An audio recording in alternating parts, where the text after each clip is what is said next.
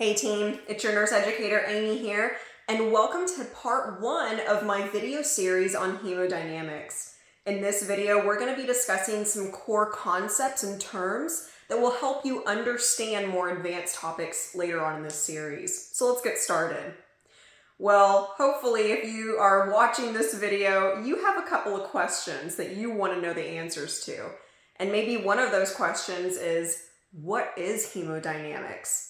Well, hemodynamics are ever-changing numbers that we can measure in the body that give us an overall sense of the patient's perfusion status. And that's important for us as the bedside nurse to know so that we can both assess the patient's overall perfusion status and evaluate if what we're doing is working to help the patient get better. Now, one of the core concepts that you're going to need to understand with hemodynamics is how we determine cardiac output. Cardiac output, remember, is the total amount of blood that's pumped out of the heart with each minute, okay? Now, cardiac output is determined by heart rate, how fast the heart is beating with each minute, and stroke volume. Stroke volume is the amount of blood that the heart is pumping out with each beat. Now, stroke volume is determined by 3 different things. Preload, which is the amount of volume that's in the heart before it contracts. Afterload, which is the amount of squeeze in the vessels that the heart has to pump against. And contractility, which is how well the heart is squeezing.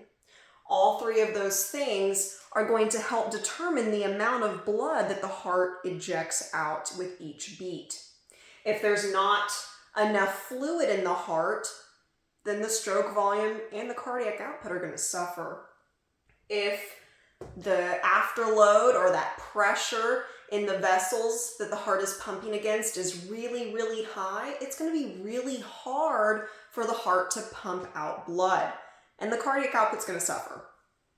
If the heart isn't able to squeeze effectively, it's not going to be able to pump out blood, and again, your cardiac output will suffer.